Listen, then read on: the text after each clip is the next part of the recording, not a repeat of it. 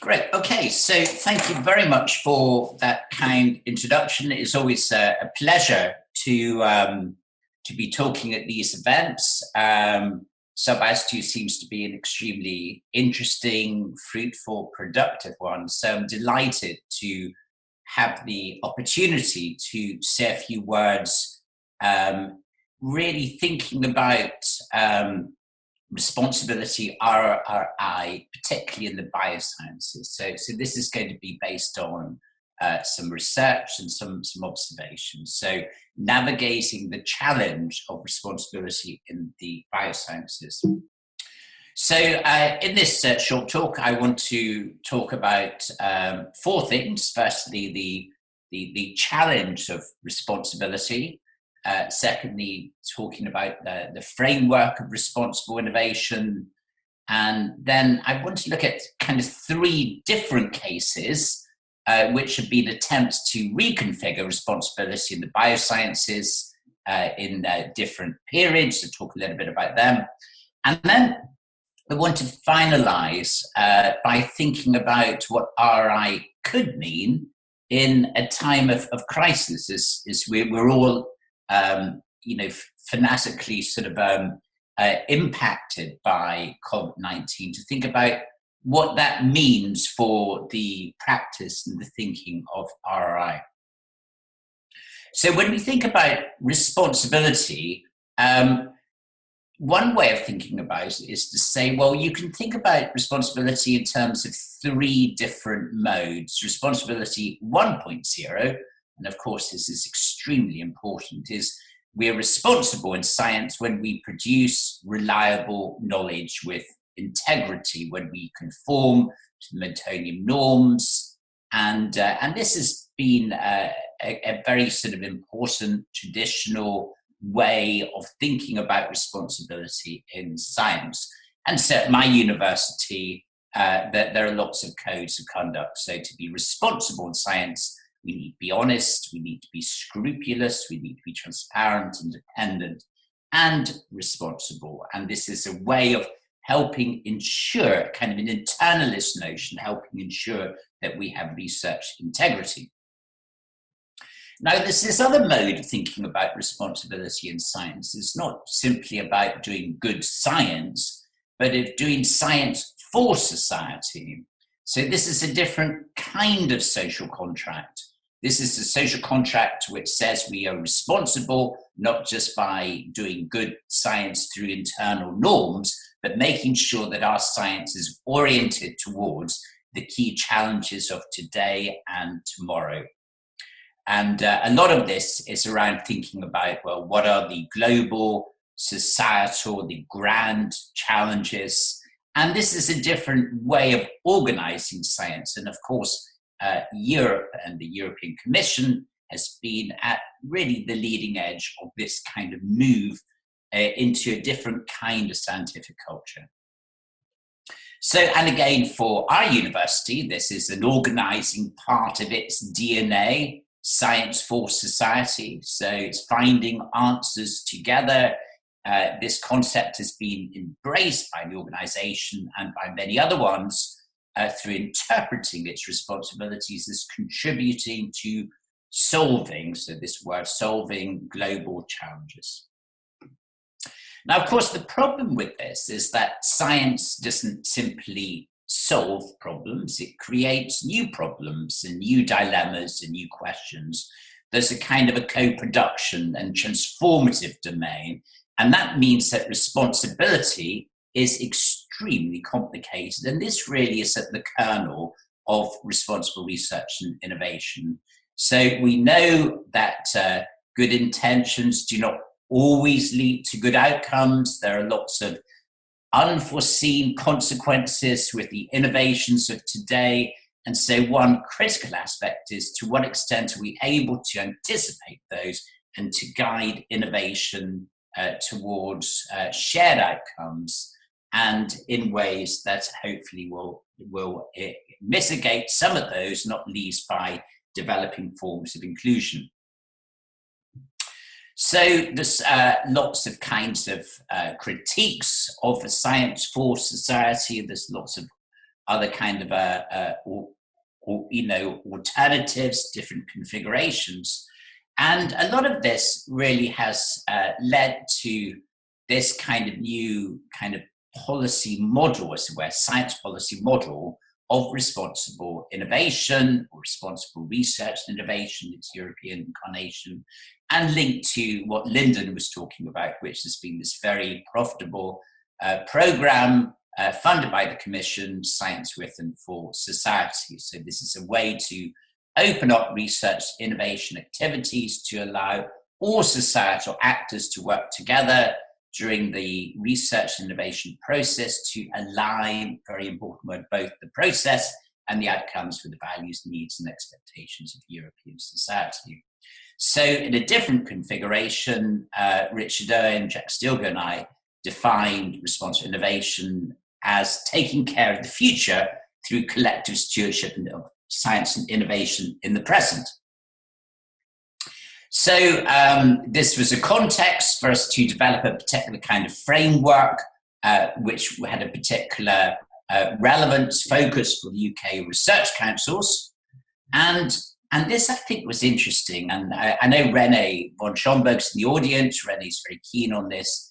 And the motivation is this, more or less, is to say, well, unless we find ways to shape science and innovation in tune with shared norms, values, future changes will occur without explicit societal shaping, commonly driven by the power of incumbent interests and the delegation of the good to market forces. So that's a very important sort of underpinning philosophy that shapes at a fundamental level why RRI is important and why now. So how to build a framework for responsible science governance? Well, there's two challenges. The first is what's been called the Coleridge control dilemma. So when a technology is young enough to influence its trajectory, you cannot know where it's going to lead. But when it's mature enough, you to have an idea of its consequence, it's often too late to change it. It's locked in. So this is a dilemma. It's an inevitable dilemma. And it's one that RI tries to navigate in a sophisticated and mature manner. So there are different ways of thinking about responsibility. We can think about it as accountability and liability. What happens if things go wrong, how we can become accountable and liable for our actions. But we were particularly interested in these more prospective, these more future-oriented ideas of responsibility. So particularly around notions of care. How can we care for the innovations and research that fold into the world, a continuous type of care? And how can we be responsive, particularly in institutions, to ensure that we can be anticipative?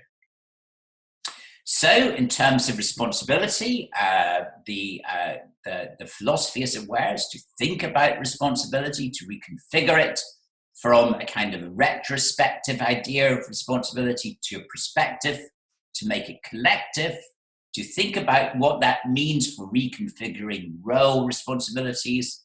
And this is where the kind of institutional focus of the Science with and for Society program is so interesting. So when Lyndon says, well, we have 300 or 400 institutions, organizations, which are changing, this really is a fundamentally significant kind of orientation and objective.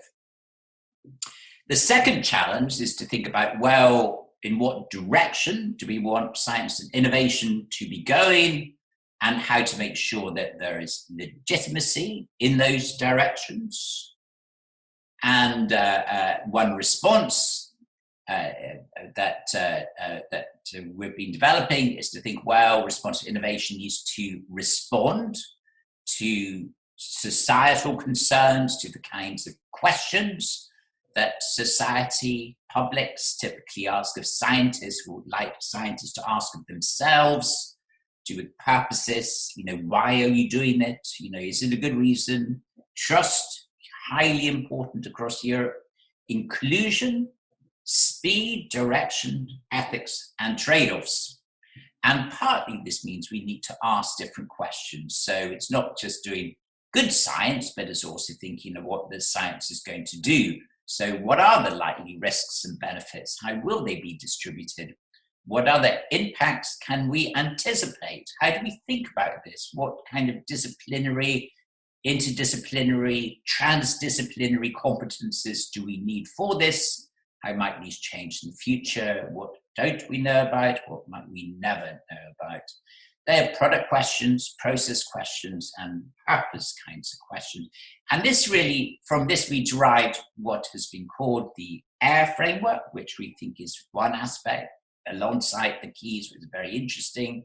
So for research to be and innovation be responsible, we need to develop capacities aimed at better anticipation, aimed at better inclusion, aimed at better reflexivity, and aimed at institutions at different levels that can be responsive. So anticipation is partly asking what is questions, what if, what's plausible, what's known, and there's various different ways which we can do that. And the Commission has been very important in helping develop a number of these. There are inclusion questions, how we can be more inclusive. And there's a lot of interesting questions around co-design at the moment. So how do we involve different actors, different publics, different citizens in the process at an early stage to have a serious and continuous discussion? Do you think very carefully about group design? There's a lot of learning that's been going on. And again, there are a lot of different ways that we can do this, which have been extremely important. Reflexivity, again, this is the way in which we can put a mirror to one's own commitments, to engage in self-referential critique, to be aware of the limits of knowledge, and perhaps most importantly, and this is what we'll focus on in the biosciences, to be mindful of the framing of issues. So how do we frame biotechnology issues, for example, mindful that other groups, other actors, other kinds of publics might frame those in very different way, and to make sure that this is all an institutional matter, reflexivity, and not simply an individual scientific matter. And again, there are lots of different ways that we can facilitate reflexivity in the process. Responsiveness, so how we can respond to the dimensions, including in regulation and governance. And we have to say that in the biosciences and the biotechnology domain, our institutions arguably have not been that responsive. They've been rather rigid in terms of what constitutes the issues for governance. We'll come to this a little bit later. And again, there are lots of different ways, techniques, approaches that we can use to facilitate responsiveness. And I think when we talk about organizational change, one indicator is to see how much those institutions not simply have changed, but have changed in their capacity to change, how much more responsive they have become. So this was a particular framework which was adopted in the UK by one of the research councils, which then has developed its own kind of parallel life, and it's got a new burst of life coming through as well. So that's all quite sort of interesting. But then that raises the question, well, what is RRI? So this is one way of thinking about it. Another way has been developed by the Commission around the keys. So it's kind of an umbrella term, but at the same time, there is a kind of underpinning logic and philosophy and context to it, which I think needs to be seen as particularly important. So I was involved in a parallel project, again, European Commission funded. Again, it was successful, and again, it involved lots of different actors in interesting ways. This was called RRI practice, so how we can develop practices and the uptake of RRI, both in Europe and beyond. And Now, for this third part of this talk, I'm going to talk very briefly to some of these cases, cases on responsible innovation and the governance of technology. Okay, so the first case. First case is what was the Uncertain World project about GMOs. Okay, so in this project, we were particularly particularly mindful of how might it be possible to develop a conversation with publics, with wider society about GMOs at an early stage, so at a time when public attitudes and responses had not really formed. So we conducted a number of focus groups. This was in the late 1990s, and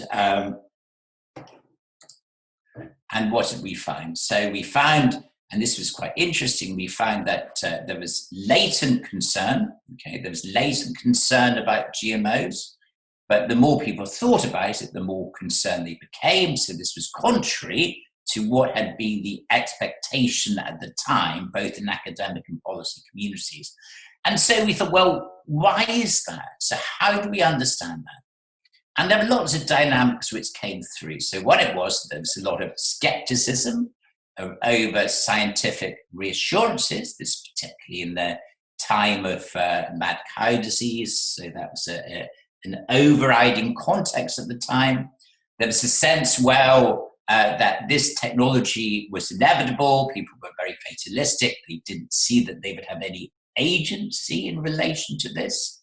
So mad cow disease was a context for the time. It was seen about dispelling innocence, but also about the unease, about the limits of expert knowledge. There were lots of boundary issues. If you take sort of, genetic material from one species put into another, that this was seen as kind of meddling with nature. There were likely to be unforeseen consequences. And there's a gap between the framework, the regulatory framework of this, and the broader character of public concern. So we suggested that when we interpret this sociologically, that societal responses were reasonable. They were not a product of dogma or emotion, which is what tended to be thought about at the time. They were reflective of wide issues of trust and regulation, and reflective of wider unease of life in the risk society. So we suggested that there is a need for a responsiveness to the UK's existing risk assessment cultures and practices. So that was an early attempt to develop some inclusion, deliberation, aimed at anticipating how kind of issues would emerge, aimed at developing some reflexivity in scientific practices and some responsiveness in governing organizations. Now, it was kind of successful anticipation and inclusion, but it really with very limited institutional reflexivity or responsiveness.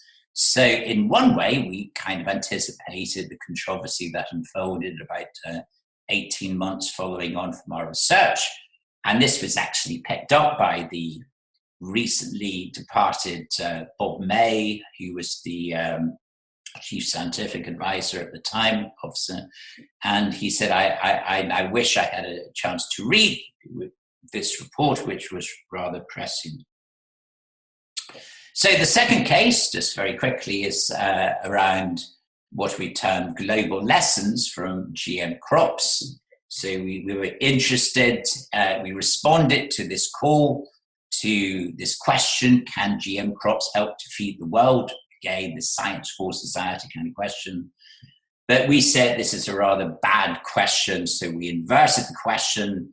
We suggested that unless we understand why GM crops have not been universally accepted as public good, we will fail to understand the conditions under which GM crops can feed the world.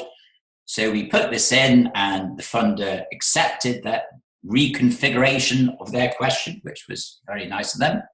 And what we were interested in was how GMOs had become an issue, not just in Europe, not just in the developed world, but also and particularly particularly in the global south. So we were very interested in these dynamics around what was going on, what had been going on in Brazil, what was going on in India and Mexico.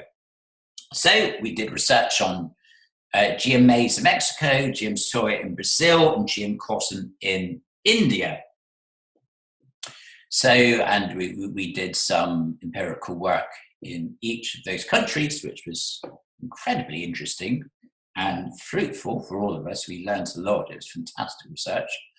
And what do we find? Well, we found that the factors that kind of shape the controversy on GM crops in Mexico, Brazil, and India, we looked at this on 5 different dimensions. So the perceived authority of the regulatory agencies, which was quite low. So there was low legitimacy in Mexico, Brazil, and India.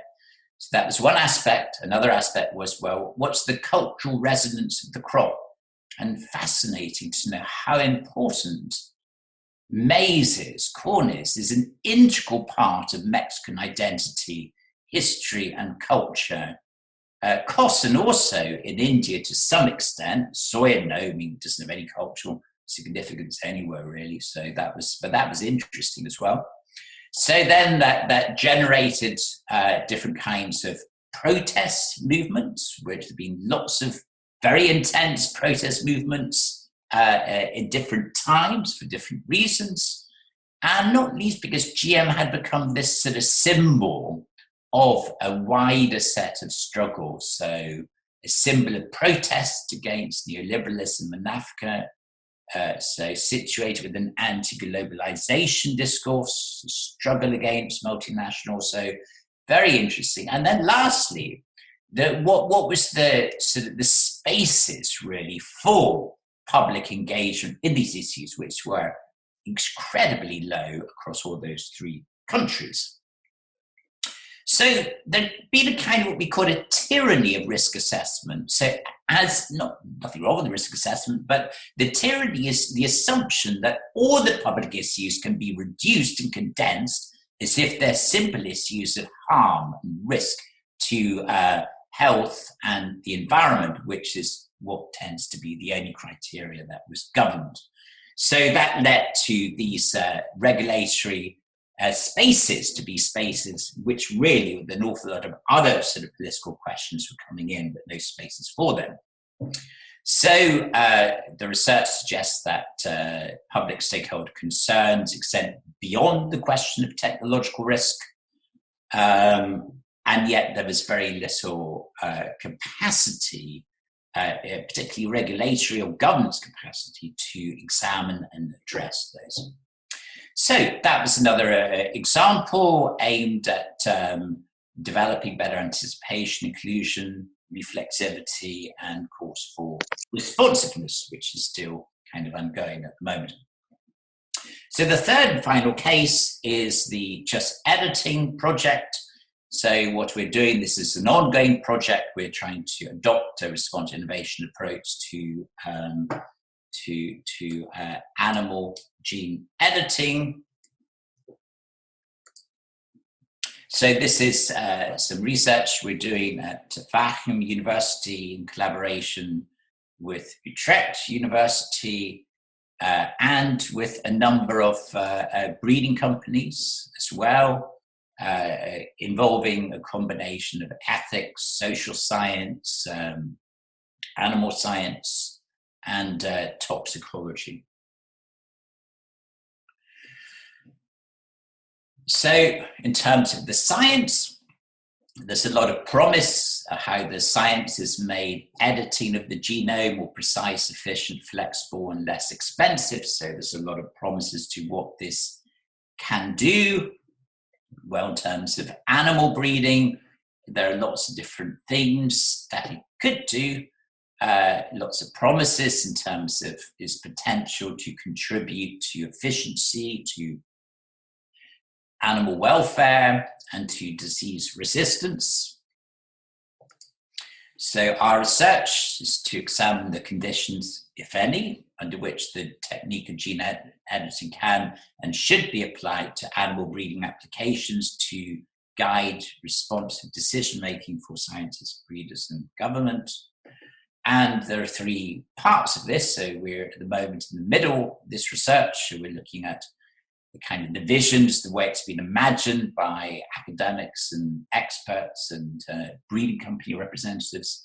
Then we have a work package looking at how do we engage publics and understand publics, how do we develop an ethical framework which is sufficiently broad to understand societal concerns, and then how we think about some novel ways of integrating these insights into practice.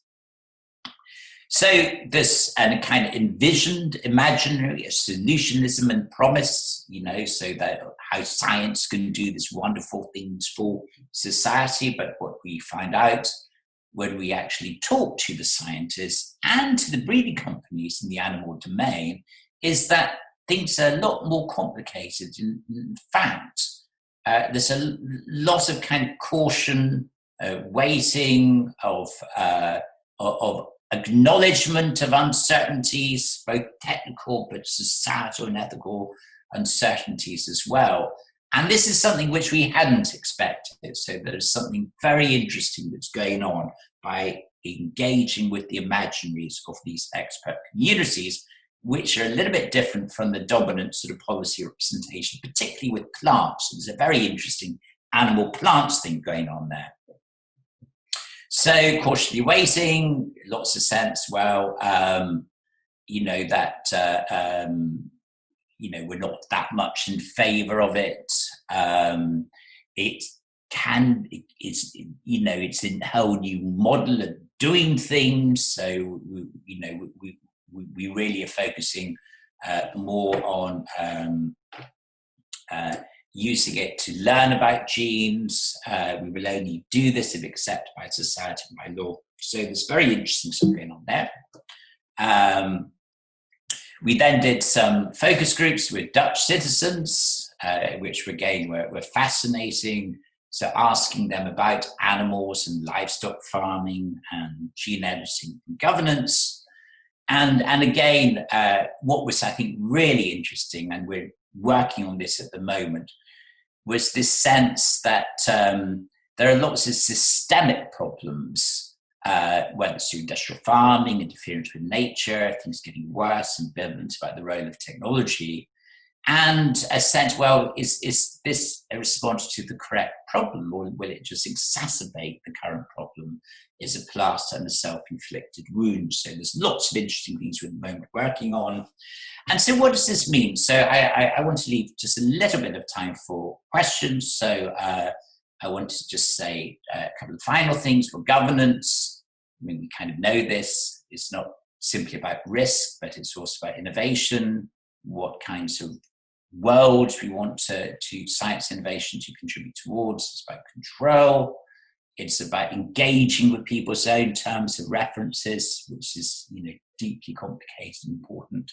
So these three cases, well, the first one, we brought to the fore questions of trust, agency, and the reasonableness of public concerns. In the second, we articulated the need for new policy architecture that embrace beyond risk dimensions. And in the third one, we're trying to reconfigure some of the policy debates in gene editing beyond a kind of simple solutionism and promise. So very finally, we now are in a time of crisis.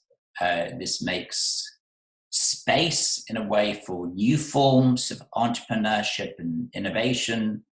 So I think this is a very important moment to imagine what kinds of futures have been created and should be created in the aftermath of this crisis. What sort of future do we want innovation to create?